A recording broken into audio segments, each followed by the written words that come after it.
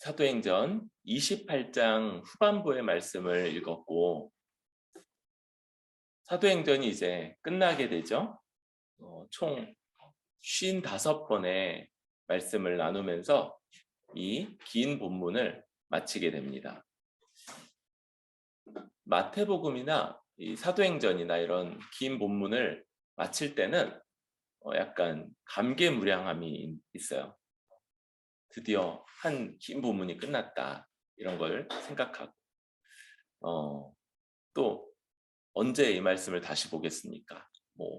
향후 최소한 5년 안에는 이 말씀을 다시 보지 못할 텐데, 아무튼 사도행전을 이렇게 마치게 된 것 참 감사합니다. 바울이 드디어 로마에 도착을 했죠. 로마에 도착해서 바울은 말씀을 보니까 16절, 로마에서 자기를 지키는 한 군인과 함께 따로 있기를 허락했다 그래요.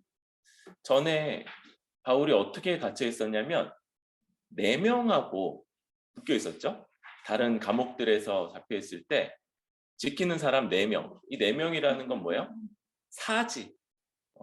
양팔과 양다리가 다 각각의 이 병사들에게 묶여서 자유가 아주 심하게 제한되는 그런 상태인데, 지금 바울이 로마에 들어갔을 때는 거기서 감옥이 아니라 셋집, 자기가 얻은 셋집에 머물도록 허락받고요. 딱 한 명만 그 옆에 붙어 있게 된 것을 볼 수 있습니다. 이 모습 자체가 바울이 가이사에게 상소하기 전에 베스도에게 요 재판을 받았었는데, 그런 내용들의 기초로 볼 때 무죄하다는 그런 의견이 있었기 때문인 것 같아요. 그래서 지금 이렇게 유죄 판결을 받지 않을 것 같기 때문에 그런 자유가 허락되어 있는 거죠. 그 가운데 유대인 중에 높은 사람들을 청하여서 자기에게 오도록 했죠. 이 유대인 중에 높은 사람은 누굴까 생각했을 때 로마에 있는 유대교의 회당장들이었을 거다, 이렇게 애들 봐요. 로마에는 회당이 최소 10개에서 최대 20개 정도까지 있었을 거다, 당시에. 그러니까 10명에서 20명의 이 회당장들, 회당의 최고 책임자들이 다 지금 바울에게 모였다고 할 수 있죠. 그러면서 바울이 자신에 대해서 그들에게 이렇게 변론하는, 설명하는 것들을 합니다. 그래서 나는 이스라엘 자손이고 우리 조상의 관습을 배척한 일이 없다. 그런데 예루살렘에서 로마인의 손에 죄수로 내준 바 되었다. 요거 주어가 뭐예요? 유대인들이죠, 유대인들. 유대인들이 로마인들에게 죄수로 내어 주었다. 그런데 18절 보니까 로마인은 나를 신문하여 죽일 제목이 없으므로 석방하려 했으나 유대인들이 반대했기 때문에 내가 마지못해서 가이사에게 상소한 거지 내 민족을 고발하려고 하는 것이 아니다, 이렇게 얘기를 해요. 그리고 그래서 너희를 보고 함께 이야기하려고 청했으니 이스라엘의 소망으로 말미암아 내가 이 쇠사슬에 매인 바 되었다, 이야기하죠. 이스라엘의 소망, 어떤 겁니까? 바울이 전했던 복음을 몇 가지로 요약을 했죠. 그래서 그것은 죽은 자의 부활을 믿는다. 또 이스라엘에게 약속된 그 하나님 나라를 믿는다. 그래서 요게 합쳐지죠. 하나님이 약속하셨던 그 하나님 나라가 우리 주 예수 그리스도, 나사렛 예수 그리스도의 십자가 죽음과 부활로서 성취되었고 임했음을 믿는다. 이게 바울이 전했고 또 지금도 가지고 있는 이스라엘의 소망이라고 할 수 있죠. 그렇게 하니까 그들이 이제 답하죠. 우리가 유대에서 내게 대한 편지도 받은 일이 없고 또 형제 중에 누가 와서 내게 대하여 좋지 못한 것을 전하든지 이야기한 일도 없느니라. 이 유대인들이 가이사까지는 굉장히 많이 찾아왔죠. 그래서 재판 때마다 바울을 고발하고 고소하는 그런 일들을 했었는데 지금 이 로마에 있는 회당들에는 그런 편지나 또 형제들이 와서 전한 내용이 없다 이렇게 말하고 있어요. 여러분 요거는 아주 먼저는 상식적으로 생각할 수 있죠. 지금 바울이 그 항해를 출발할 때가 약간 늦은 때였죠. 약간 늦었는데 급히 가려고 그러다가 유라굴로 태풍을 만나서 헤매고 지금 겨울을 보내고 다른 배들보다 조금 일찍 바울이 출발해서 비로소 지금 막 도착한 거잖아요. 그러니까 예루살렘에서 누구를 보냈든지 편지도 당시에는 다 인편으로 왔죠. 그러니까 편지가 아직 도착할 때가 안 됐다고도 볼 수 있어요. 이런 물리적으로 바울이 지금 아주 급히 로마에 도착한 거기 때문에 다른 누가 도착할 수 없었을 것 같다. 그런데 좀 더 생각할 수도 있어요. 지금 예루살렘의 이 유대교 지도자들이 이 재판의 상황을 이해한 거죠. 재판의 상황을 뭐냐면 유대인의 관습 문제, 유대인의 율법과 관습 문제 그 이상으로 넘어서 바울을 고발할 방법이 없고 그렇다면 로마 시민법에 따라 보호받는 그 바울을 도무지 이길 수 없겠구나라고 그렇게 판단했을 수도 있는 거예요. 그래서 아예 이 소송에서 바울을 고발하든지 또 정죄하는 그런 사람들을 보내기를 포기했다고도 볼 수 있죠. 지금 이 로마에는 바울이 로마서를 보낸 로마 교회도 있었고 로마 안에 유대교 회당들이 또 이렇게 많았었는데 바울에 대해서 잘 모른다는 게 약간 이상하게 여겨질 수도 있어요. 바울이 수많은 이방 지역들을 다니면서 복음을 전했었는데 바울에 대해서도 듣지 못했다? 그런데 약 10년 전쯤에 로마에서는 아주 유대인들 사이에 아주 큰 일이 있었죠. 글라우디오 황제 때 로마에 있는 유대인들 다 떠나라라는 추방령이 내렸고 그 글라우디오 황제가 몇 년 뒤에 죽고 다시 이제 돌아온 사람들은 대부분 또 새로운 사람들이고 그런 상황 속에서 유대인 회당들이 지금 세워져 있는 거예요. 그러니까 여러 문제들을 일으켰고 바울에 대해서 잘 알았던 사람들은 로마에서 추방당했고 지금 로마에 있는 이 회당들은 그 이후에 상대적으로 바울이 정착해서 사역했던 그래서 고린도에서 에베소에서 정착해서 사역했던 그 시기에 사람들이기 때문에 잘 못 들었을 수 있다 이렇게 생각이 돼요. 그러면서 이들이 너의 사상에 대해 어떠한가 듣고자 한다. 그래서 바울이 자기가 믿는 바에 대해서 설명할 것을 들어보겠다고 하죠. 그러면서 이 파에 대해서는 어디서든지 반대를 받는 줄 알기 때문이라. 지금 이 예수님을 믿는 기독교를 아직까지 유대인들이 유대인 중에 한 분파로 여기고 있죠. 한 분파. 유대인 중에 여러 파들이 있었죠. 그래서 바리새파 있었죠. 또 사두개파. 또 성경에는 잘 등장하지 않는데 세례 요한 같은 이들이 그러한 분파였을 거다라고 믿는 요 분파주의자들 에세네파라고 해서 광야에서 따로 살았던 사람들 이런 파도 있었어요. 그런 다양한 파들 중에 예수님을 메시아로 믿는 요 파가 한 파 이렇게 믿는 거죠. 여기고 있는 거죠.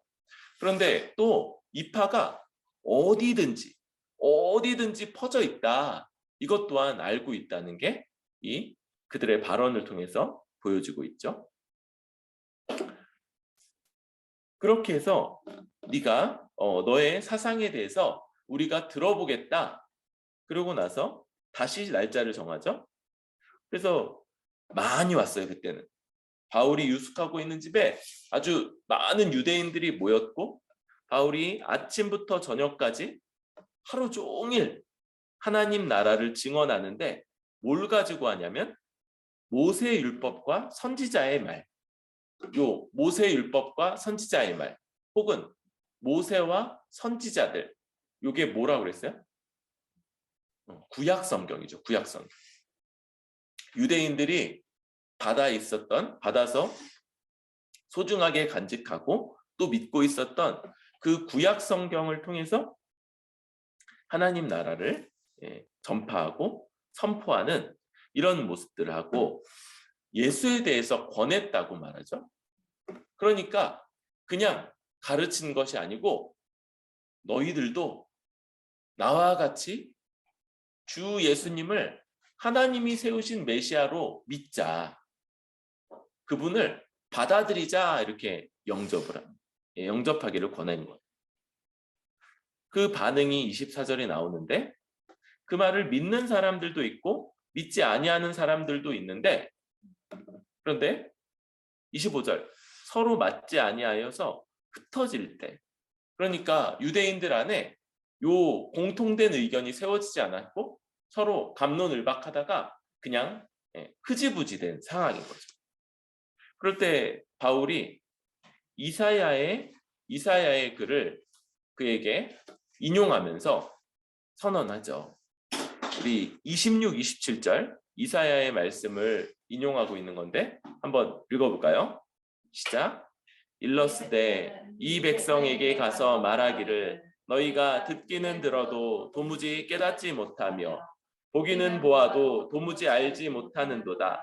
이 백성들의 마음이 우둔하여져서 그 귀로는 둔하게 듣고 그 눈은 감았으니 이는 눈으로 보고 귀로 듣고 마음으로 깨달아 돌아오면 내가 고쳐줄까 함이라 하였으니.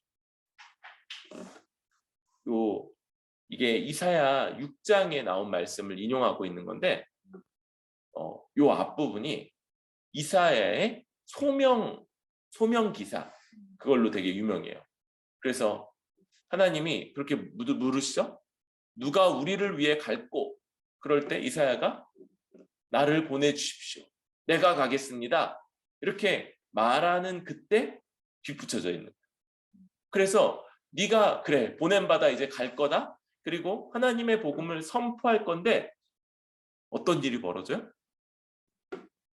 들어도 깨닫지 못하고 보아도 알지 못하며 그들의 마음이 아주 완악해져서 그 복음을 거부함으로 회개할 때 하나님이 허락하시는 그 회복의 은혜를 누리지 못할 거다라는 게 거기 선언되어 있는 거예요.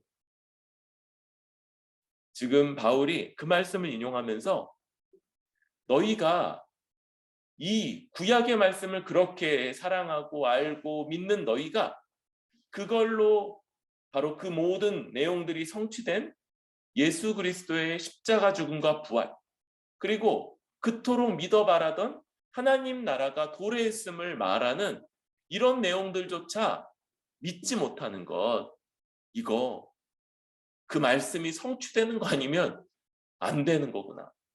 그러면서 선언하죠. 28절. 그런즉 하나님의 이 구원이 이방인에게로 보내진 줄 알라. 그들은 그것을 들으리라 하더라. 이제 이 복음이 유대인들에게서 이방인들에게로 보내졌고 너희는 깨닫지 못하고 믿지 않고 거부하는 그것을 그들은 받아들이고 그로 말미암아 회복되고 하나님 나라의 복락을 누리게 될 거다. 이렇게 선언을 하죠. 그러면서 이제 30절, 31절로 마무리되죠. 온 이태를 자기 셋집에 머물면서 자기에게 오는 사람을 다 영접하고, 바울에게 많은 사람들이 찾아왔는데 그들을 다 맞아들였고 하나님 나라를 전파하며 주 예수 그리스도에 관한 모든 것을 담대하게 거침없이 가르쳤다. 그렇게 말씀이 맞춰지게 돼요. 사도 바울은 결국은 처형당하게 돼요. 결국은 로마 감옥에서 처형을 당하게 됩니다. 그럼에도 불구하고 사도행전의 이 말씀은 굉장히 희망적으로 맞춰지고 있어요. 바울이 사는 것, 심지어 목베임을 당해서 죽는 것, 이런 것보다 더 놀라운 일이 바로 바울이 거기 묶여 있지만, 그러나 온 세상의 중심지라고 할 수 있는 그 로마에서 하나님 나라의 복음이 이렇게 아주 쩌렁쩌렁 울려 퍼지고 누구든지 찾아와서 그 말씀을 듣고 또 주 예수 그리스도에 대한 모든 것들을 배울 수 있는 이런 상황. 말씀은 이것을 주목하고 맞춰지게 됩니다. 우리 이렇게 맞춰지는 이 사도행전 말씀을 몇 가지로 또 한번 생각해 보려고 합니다. 여러분, 바울이 이 로마의 회당장들을 청해서 자기에게로 오도록 하고 그들에게 아주 겸손하게 또 자기의 상황을 설명하고 또 그런 내용들을 먼저 보게 돼요. 이런 아주 겸손하고 또 조심스러운 태도는 이제 그가 하나님 나라와 우리 주 예수 그리스도의 복음을 전할 것이고요. 사실은 그 안에 지금 유대인들이 스스로 하나님의 백성이라고 여기고 하나님의 말씀을 아주 철저하게 믿는다고 자인하고 있는 그들이 하나님의 뜻을 대적하고 하나님의 아들을 믿지 않음으로써 하나님의 아들을 거역함으로써 하나님의 뜻을 정면으로 반박하고 있다는 것, 이것을 이제 말하게 되기 때문입니다.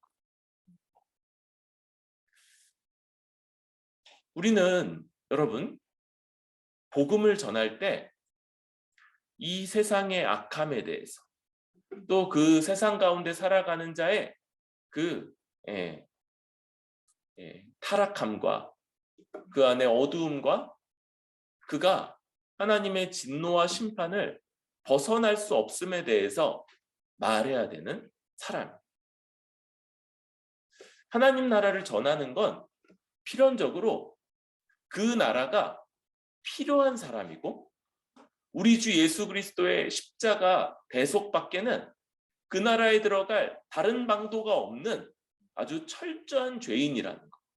그리고 그 죄인됨이 오늘 우리 대우리 문답에서 봤던 것처럼 아담 때부터 이어져 온 그 죄인됨이 그들의 삶의 곳곳에서 지금 발현되고 있다는 것을 말하게 되는 것.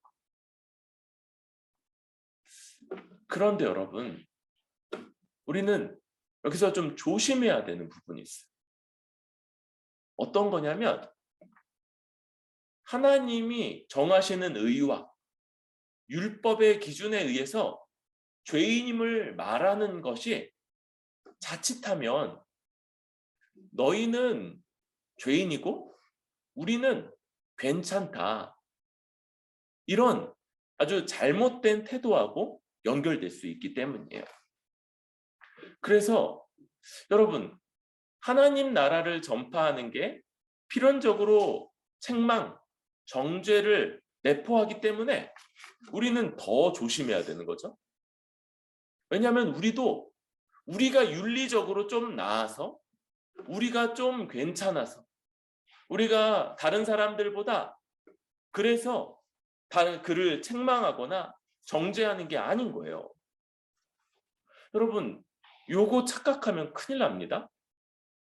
우리 자신도 동일하게 똑같이 절저하게 하나님의 은혜요, 우리 주 예수 그리스도의 십자가 공로밖에는 의지하고 설 수 있는 게 없는 그런 죄인이라. 지금 우리에게 나타나고 있는 조금은 나은 모습들, 조금은 윤리적으로 덜 악한 모습들, 이런 것들은 주님의 은혜의 결과물들이지, 우리는 그만큼 사니까, 우리는 이만큼 사는데 너는 왜 그렇게 못 사냐, 그렇게 말하는 방식이 아주 성경적이지 않다는 거. 오히려 우리는 그럴 때 바울이 보여주는 모습처럼 내가 너희를 정죄하려고 그러는 게 아니다. 내가 내 모습처럼 너 왜 나는 이렇게 사는데 너는 그렇게 못 사냐라고 정죄하려고 그러는 게 아니다. 아주 조심해야 되죠. 세상에 대한 이 하나님 나라를 전파하면서 오는 이 정죄가 하나님의 기준과 그 율법과 하나님의 거룩에 대한 요구 때문에 이루어지는 정죄인 것을 놓치지 않으려면 여러분 그 잣대를 먼저 우리 자신에게 적용하고 그리고 다른 사람들에게 전해야 돼요.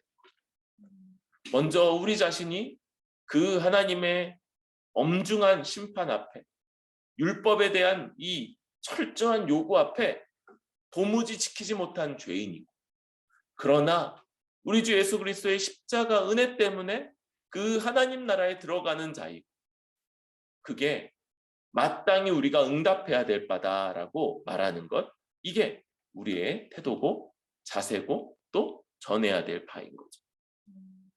에베소 5장에서는 이렇게 이야기를 합니다. 너희가 전에는 어둠이던 이제는 주 안에서 빛이라, 빛의 자녀들처럼 행하라. 여러분, 우리가 역시나 어둠이었다는 것, 어둠을 책망하고 어둠에 임하는 하나님의 심판을 증거하기에 앞서 우리도 어둠이었던 자들인데 이제 주 안에서 주님의 십자가 은혜로 그 공로로 빛된 자이고, 그래서 우리가 빛의 자녀들처럼 행하는 거룩하고 선하고 의롭고 진실함으로 행하는 이런 모습들이 하나님의 일하심에, 우리 주 예수 그리스도의 십자가 사역의 결과물들인 걸 잘 기억하고 살아야 돼요. 나는 이런데, 나는 이렇게 괜찮은데, 나는 이렇게 잘 살고 있는데 너는 왜 그렇게 못 사냐가 아니라 하나님의 이 엄중한 율법의 기준과 그 앞에서 하나님이 자기 아들까지 내어주셔서 우리로 허락하시는 그 하나님 나라를 부정하고 믿지 않고 알지 못하고 거기에 들어가서 그 나라의 방식에 따라 살아가지 않는 이 부분이 우리가 복음을 전하면서 세상에 대해서 말해야 되는 바다. 우리 다시 한번, 왜 나같이 살지 못하냐가 아니라 하나님의 율법의 기준 앞에서 죄인이며 그것을 이룰 수 있는, 그걸 도달할 수 있는 유일한 방식으로서의 예수님의 십자가를 잘 증언할 수 있는 우리들 되기를 바랍니다.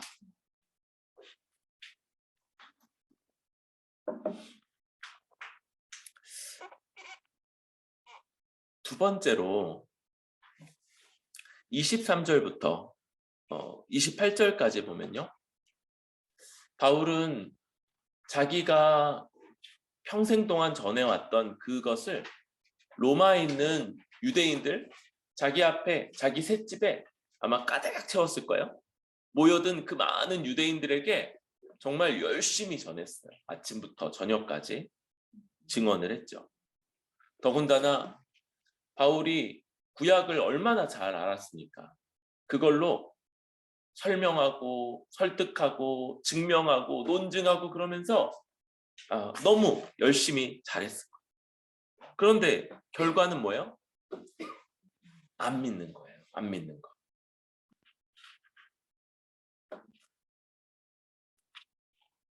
여러분, 우리는 복음을 전할 때 안 믿는 사람들을 경험을 해요.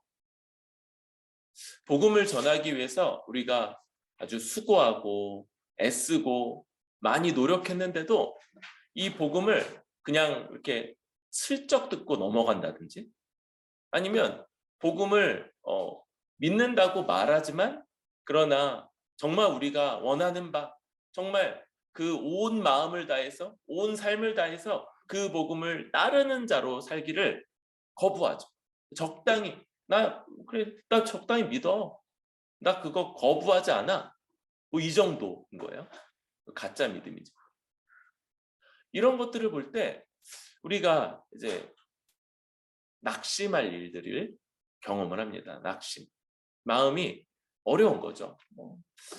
또 기대와 소망을 가지고 또 그에게도 우리에게 나타난 것과 같이 이 복음이 정말 놀랍게 그의 삶을 변화시키고 그의 인생에 오직 복음만이 나타낼 수 있는 아주 복된 모습들을 꽃피우며 바로 하나님 나라의 백성으로 복된 인생을 살아가게 될 거다라는 그런 기대 속에서 수고하여서 복음을 전하는데, 더군다나 우리 복음을 전하는 게 그냥 이렇게 뭐 쪽지 하나 전해주면서 그렇게 한 번 하지 않잖아요. 그렇죠?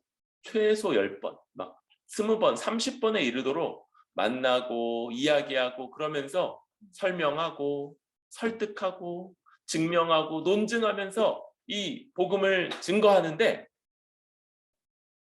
안 믿는 경우가 있다.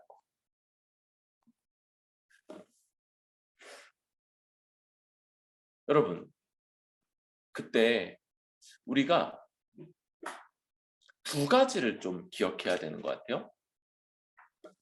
한 가지는 지금은 거절한 그 사람, 지금은 말씀을 따라 순종하지 않겠노라고 저항하는 그 사람이 아직 그것이 최종적인 결론은 아닐 수 있다는 거.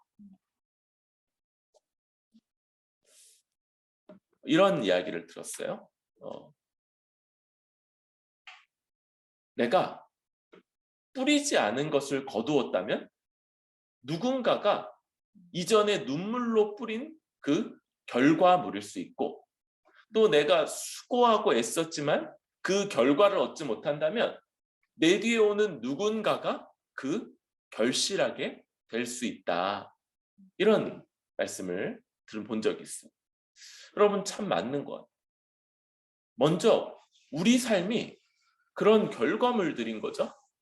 우리 삶이 내가 수고하지 않은, 내가 애써 뿌리지 않은 것들이 은혜로 주어져서, 사실 바울이 뿌리고 그 뒤에 수많은 우리의 선배들이 뿌리고, 우리 한국교회로만 봐도 한국교회 안에서 정말 애써서 복음을 전하고 또 복음에 따라 살아왔던 그 수많은 분들의 그 영향 가운데 우리들이 있는 거잖아요. 우리도 그의 인생에서 그가 훗날은 복음을 듣고 반응하고 돌이켜질 것인데 아직은 그때가 아니고 아직은 그 말씀에 반응하지 않는 그런 경우일 수 있다. 그럴 때 여러분, 주님이 분명히 결실하게 하실 것, 이런 것들을 좀 계속 기대하고 소망하면 좋을 거예요. 이 먼 훗날, 우리가 보통 꽤 오래 살죠. 20년, 30년, 뭐 40년, 50년 앞으로 더 사는데, 그런 기간들 속에서 내가 한번 힘써 복음을 전했던 그 사람을 혹은 만나거나 혹은 소식을 들을 때, 아, 정말 하나님이 그 당시에는 아무 일도 벌어지지 않는 것 같았는데 그에게 뿌려진 이 씨앗들대로 거두게 하셨구나, 이런 걸 생각할 수 있는 거예요.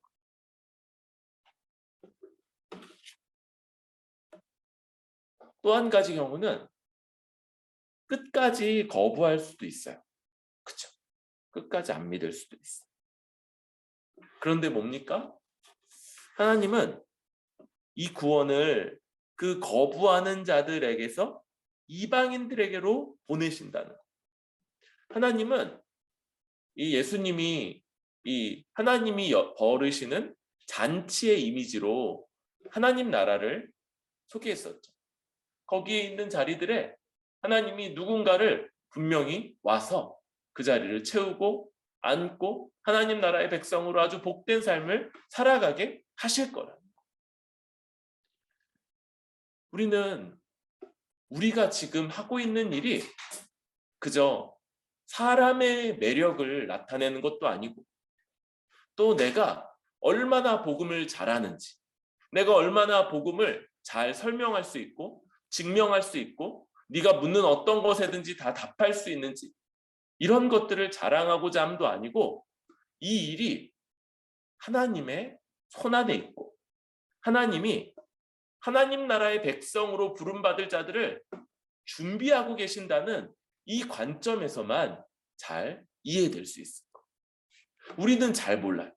우리는 충분히 다 알지 못해요. 누가 언제 믿을 것인지. 지금 완강하게 부정하고 거부하고 대적할지라도 그게 그의 최종적인 반응일 거라고 생각할 필요는 없어요. 하나님이 그에게 또 다른 사람, 또 다른 방법들, 또 다른 기회들을 통해서 그를 하나님 나라의 복된 백성으로 이끌 수 있다.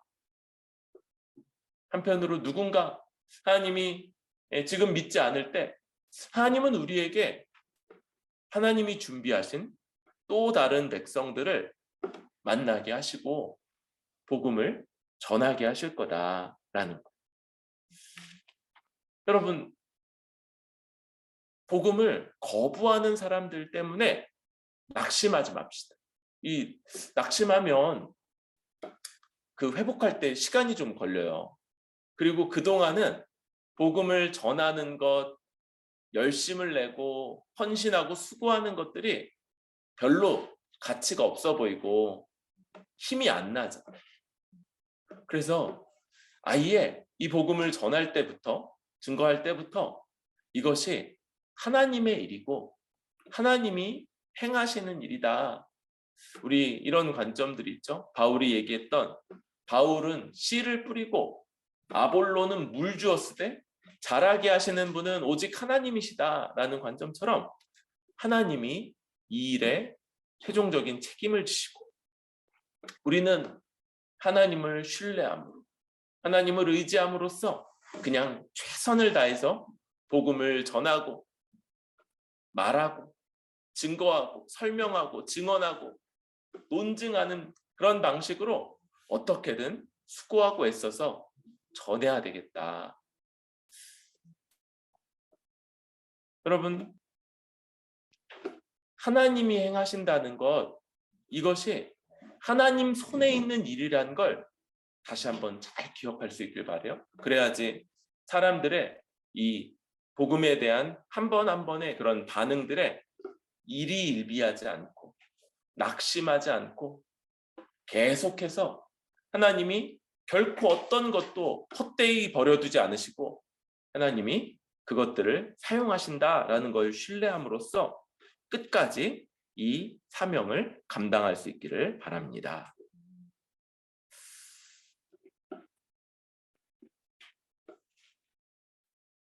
세 번째로, 지금 이 말씀은 아주 희망적으로 맞춰진다고 그랬어요. 바울이 이태를 자기 셋집에 머물면서 오는 사람들을 다 영접하고 하나님 나라와 주 예수 그리스도에 관한 모든 것을 담대하고 거침없이 가르쳤다. 여러분, 이 하나님 나라와 주 예수 그리스도에 관해서 어떤 걸 말할 수 있습니까? 그렇죠. 하나님은 우리 인류에게 가장 복된 하나님 나라 가운데 안식의 복을 누리면서 살아가기를 바라셨죠. 그리고 하나님께 순종하는 자들만이 그 나라에 거할 수 있기 때문에 그 순종할 수 있는 계명을 허락하셨는데 우리가 아담이 그 계명을 어겼고 우리 모든 자들이 이제 죄인 되어서 하나님을 대적하고 떠나서 저주 가운데 빈곤하고 또 수고스럽고 고통스러운 그런 세상 가운데 살아갈 수밖에 없으며, 이런 삶 끝에 하나님의 최종적인 심판, 하나님을 대적한 자로서 영원토록 지옥의 형벌을 받아야 되는 이런 운명 가운데 있는 우리들이라는 것. 그런데 뭡니까? 하나님이 그런 자들을 구원하시고자 자기 아들을 우리를 대신해 사람이 되게 하셨고, 우리 같은 자가 하나님을 대적하여 받게 될 하나님의 진노의 형벌, 십자가 죽음을 예수님이 대신 죽으시고 모든 값을 치르셨다. 이제 그 십자가에서 우리 대신에 하나님께 순종하여 죽으신 예수님이 하나님 나라의 주로 등극하셨고, 이제 그를 믿는 자는 현재적으로 이 땅에서 하나님이 우리에게 주시고자 했던 그 하나님 나라의 복을 맛보며, 이제 조금 뒤 주님 다시 오시면 이제 그 모든 복이 완성되어서 더할 나위 없이 누리게 될 것, 이게 바로 하나님의 약속이며 일하심, 바로 그 예수 그리스도를 믿어 하나님께 부름받아 하나님 나라의 복락을 현재적으로 맛보며 살아가는 사람들의 모임, 바로 교회를 통해서 하나님이 이 하나님 나라를 알리시고 증거하시고 또 전파하고 계신다는 것, 이게 우리가 믿는 바요, 우리가 전해야 될 바라고 할 수 있죠. 바로 이것이 우리가 믿는 것이고, 또 우리도 담대하게 거침없이 어떤 것에도 망설임 없이 가르쳐야 되는 것, 바로 하나님 나라인 것이죠. 여러분, 그런데 사람들은 증거를 말합니다. 증거를 요구합니다. 그런 나라가 진짜 임했다고? 그 증거가 뭐냐? 그럴 때 우리 답이 뭐예요? 와보라예요. 와보라. 우리에게 와보라. 어떤 사람들과도 다르게 하나님의 뜻대로, 하나님의 방식대로 한 몸으로서 서로를 돌보며 살아가며 하나님께 예배드리는 바로 우리를 보면 그 나라가 임하지 않았다라고 감히 말할 수 없을 거다라고 말하는 바로 그 증거, 이 증언의 주체가 바로 교회인 것이죠. 여러분, 우리는 교회로서 바로 이런 사명을 가지고 있는 거예요. 하나님은 우리에게 하나님 나라를 증거하는 사명을 맡기신 거죠. 이 하나님 나라를 우리는 그 가운데 들어가서 누리고 또 그 복락을 힘있게 그 복락 가운데 살아가는 자일 뿐만 아니라, 이제 우리가 이 하나님 나라를 증거하는 것을 통해서 하나님이 더 많은 사람들을 이 나라 백성으로 초대하시고 이 나라가 점점 더 확장되어 가는 것, 이것이 바로 하나님의 계획이고 우리의 사명이라고 할 수 있습니다. 여러분, 우리는 복음의 기초를 배울 뿐만 아니라 가르치는 사람들이 될 수 있기까지 배워야 한다고 그랬어요. 다른 사람들에게 이 복음을 담대하게 전하는 것, 거침없이 전하는 것, 여러분, 이것은 우리에게도, 모든 신자들에게도, 모든 하나님의 백성인 교회의 사명이기 때문이고, 하나님은 그런 방식으로 이 나라가 더 확장되어 가도록 하시는 것. 그 가운데 우리에게 주어져 있는 약속이 뭡니까? 어떤 것도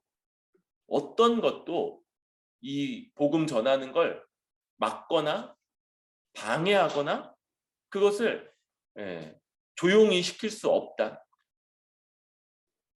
지금 바울이 로마 그 로마 제국의 중심지인 저 로마의 새방에서 이태 동안 이 복음을 낱낱이 증거하는 것을 아무도 막을 수가 없는 것처럼 우리가 이 복음을 증거하고자 할 때, 전하고 가르치고 이 복음을 증언하고자 할 때 그것을 막을 자가 없다.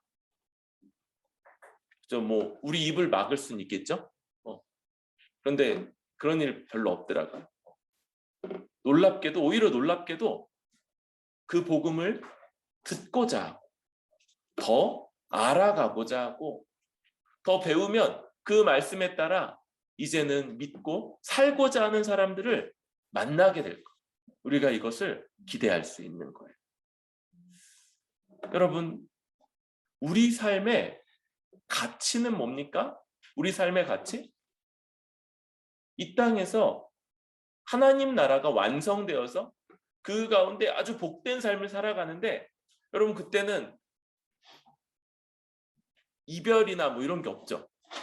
영원히 같이 살죠. 근데 거기서 뭐예요?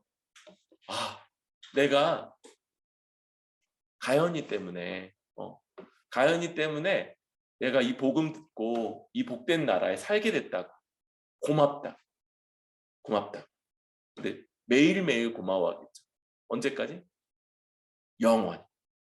끝없이 고마워하고 그렇게 하는 것.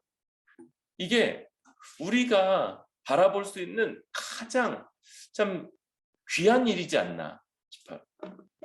누군가의 삶에 하나님의 진노와 저주 가운데 심판받을 수 없던 자가, 물론 하나님의 일하심이지만 우리를 만나서 우리의 섬김, 수고, 헌신을 통해서 그도 우리와 같이 이 나라의 백성으로 살아가게 돼요. 또 그도 우리처럼 이 복음을 전하면서 살게 되는 것, 이것만큼 가치 있는 일이 있습니까? 네, 여기서 네 그러면 안 되죠. 그럼 눈치 없는 거죠. 우리에게 하나님이 맡기신 이 숭배한 것, 그런데 더군다나 막을 수가 있다고요? 아니요. 어떤 것도 막지 못해요. 로마서 8장에는 이런 말을 해요. 그런즉 이 일에 대하여 우리가 무슨 말을 하리요? 만일 하나님이 우리를 위하시면 누가 우리를 대적하리요? 자기 아들을 아끼지 아니하시고 우리 모든 사람을 위하여 내주십니까? 어찌 그 아들과 함께 모든 것을 우리에게 주시지 아니하겠느냐? 누가 능히 하나님께서 택하신 자들을 고발하리요? 의롭다 하신 이는 하나님이시니 누가 정죄하리요? 죽으실 뿐 아니라 다시 살아나신 이는 그리스도 예수시니 그는 하나님 우편에 계신 자요 우리를 위하여 간구하시는 자니라. 누가 우리를 그리스도의 사랑에서 끊으리요? 환난이나 곤고나 박해나 기근이나 적신이나 위험이나 칼이랴. 기록된 바 우리가 종일 주를 위하여 죽임을 당하게 되며 도살당할 양같이 여김을 받았나이다 함과 같으니라. 그러나 이 모든 일에 우리를 사랑하시는 이로 말미암아 우리가 넉넉히 이기느니라. 우리를 하나님이 우리 주 예수 그리스도 안에서 돌보시고 붙드시고 인도하시기에 복음을 증거하며 살아가고자 할 때 우리를 막을 수 있는 것이 없을 것. 하나님이 그것을 아주 귀하게 보셔서 잘 사용하실 거며 그를 통해서 참 바라기는 우리의 전도를 통해서 변화되는 사람들을 있게 하실 거고, 더 나아가서는 그때가 아닐지라도 하나님 나라에서는 분명히 보게 되겠죠. 그때 전해주셔서 내가 믿게 됐다. 혹은 우리 삶 속에서 그런 사람들을 만나게 될 거다 믿습니다. 사도행전을 마치면서 여러분, 우리는 마지막으로 이것 한 가지를 좀 생각해 보면 좋을 것 같아요. 하나님 나라 임했습니까? 하나님 나라 지금 임했습니까? 그 나라 백성으로 살아가고 있습니까? 그 나라의 복락을 맛보며, 그래서 그 나라 백성만이 가질 수 있는 이 기쁨과 의로움과 또 평강을 가지고 대적하는 사람들 앞에서도 또 세상 앞에서도 이 임한 하나님 나라를 증거하며 살아가고 있습니까? 우리가 이러한 사명을 받은 교회라는 것을 기억하면서 세상에서 또 그 가운데 만나는 여러 사람들에게 하나님 나라의 복음을, 우리 주 예수 그리스도의 복음을 잘 증거할 수 있는 우리 뿌리 깊은 교회 되기를 소망합니다.